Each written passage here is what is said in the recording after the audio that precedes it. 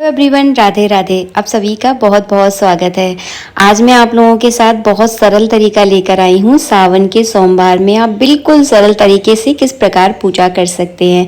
आप वर्किंग हैं या पढ़ाई कर रहे हैं या अन्य कोई काम करते हैं जो जिसके रहते आपको इतना ज़्यादा टाइम नहीं मिलता है कि आप पूजा पाठ में ज़्यादा टाइम लगा सकें, तो आप इस सरल विधि से पूजा कीजिएगा। सावन के सोमवार में आपका मन खुश हो जाएगा। चलिए पूजा की शुरुआत करते हैं। आप ये पूजा आप चाहें तो सुबह के समय कर सकते हैं, आप चाहें तो इस पूजा को शाम को प्रदोष काल में भी आप कर सकते हैं। तो मैंने यहाँ पे एक बड़ी सी थाली ले ली है। अगर आपके पास कांसे की थाली है तो बहुत अच्छी बात है, क्योंकि कांसे की धातु शुभ होती है। अगर नहीं है तो आप स्टील की बड़ी सी थाली ले सकते हैं, लेकिन ध्यान रखिएगा जिन बर्तनों में हम भोजन करते हैं वो बर्तन पूजा पाठ में आपको यूज़ नहीं करना है। इसके बाद मैंने ये पत्थर से बनी हुई चौकी रख ली है। इसके ऊपर ही मैं शिवलिंग को विराजमान करके पूजा करूंगी।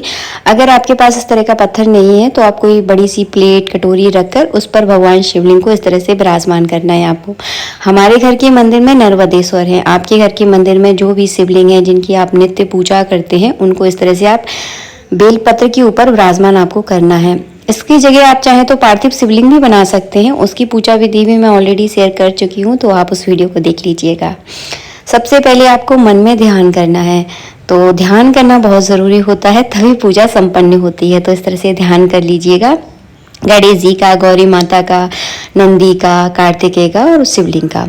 इसके बाद आपको क्या करना है, गंगा जल में जल मिलाना है। जब आप गंगा जल में जल मिलाते हो तो वो पूरा गंगा जल बन जाता है।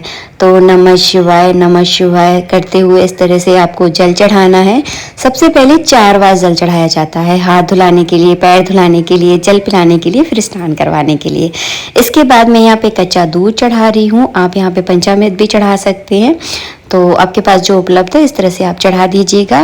पूरी पूजा करते समय आपको नमः शिवाय का मन में जप जरूर करना है, क्योंकि जितनी बार आप सावन के महीने में नमः शिवाय का मन में जप जपोगे उतनी ही गुना फल आपको प्राप्त होगा। बैकग्राउंड में थोड़ी सी आवाज आ रही है तो प्लीज एडजस्ट कर लीजिएगा।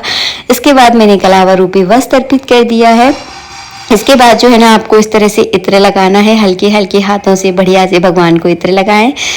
इत्र लगाने के बाद चंदन से तिलक करना है। तो यहाँ पे जो है ना मैं चंदन से इस तरह से तिलक कर दूंगी, और तिलक करने के बाद जो है ना चावल चढ़ा दूंगी। और जलहरी पर आपको रोली का टीका करना है। जो जलहरी होती है ना वहाँ पे रोली से टीका किया जाता है। इसके बाद जो है ना हम पुष्प चढ़ाएंगे। अगर आपके पास माला है तो आप माला चढ़ा सकते हैं। अगर माला ना हो तो इस तरह से जो अपराजिता के फूल होते हैं इनसे सावन के महीने में भगवान शिव जी का अद्भुत श्रृंगार जो है ना किया जाता है। अगर हैं तो चढ़ा दीजिए, नहीं है तो जो फूल आपके पास उपलब्ध है वो भी आप इस तरह से चढ़ा सकते हैं। तो मैंने पुष्प चढ़ा दिए हैं।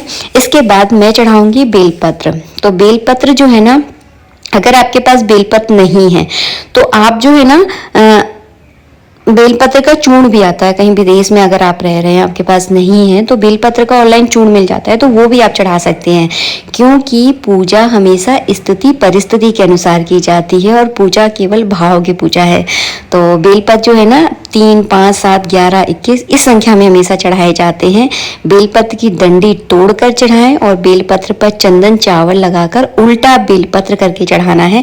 जैसे हम किसी के ऊपर छाया करते हैं ना, सेम वैसे ही आपको चढ़ाना है। मैंने यहाँ पे बेलपत्र चढ़ा दी है, भोग लगा दिया है। और फल का भी भोग लगा सकते हैं, क्योंकि सुबह सुबह तो आप मिठाई नहीं बना सकते, या फिर मिठाई आप इकट्ठी बनाकर भी रख सकते हैं। इसके बाद हम आरती करेंगे। आरती में अपने बच्चों को शामिल जरूर कीजिएगा, ताकि हमारे भोलेनाथ का आशीर्वाद हम सबको मिल पाए और हमारे परिवार जो है ना हमेशा खुश और समृद्धि से भरा रहे। भोलेनाथ बहुत भोले हैं।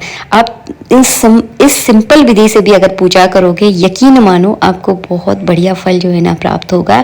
आज के लिए इतना ही, नेक्स्ट वीडियो में मिलेंगे। राधे राधे। वीडियो अच्छा लगा है तो अपने दोस्तों के साथ, रिश्तेदारों के साथ इस वीडियो को ज़्यादा से ज़्यादा शेयर कीजिएगा। अगर आपके पास वक्त है तो आप नमः शिवाय के मंत्र से कम 3 माला रोज जपिए। आपके लिए सावन के महीने में ये जो माला जपने का जो काम होता है ना, बहुत ही ज़्यादा लाभकारी होता है, क्योंकि एक माला में 108 मोती होते हैं। तो आप हिसाब लगा लेना घर में बैठकर कि आप कितने बार नमः शिवाय का मंत्र में मन में जो है ना मंत्र जप रहे हो। बहुत प्रभावशाली है।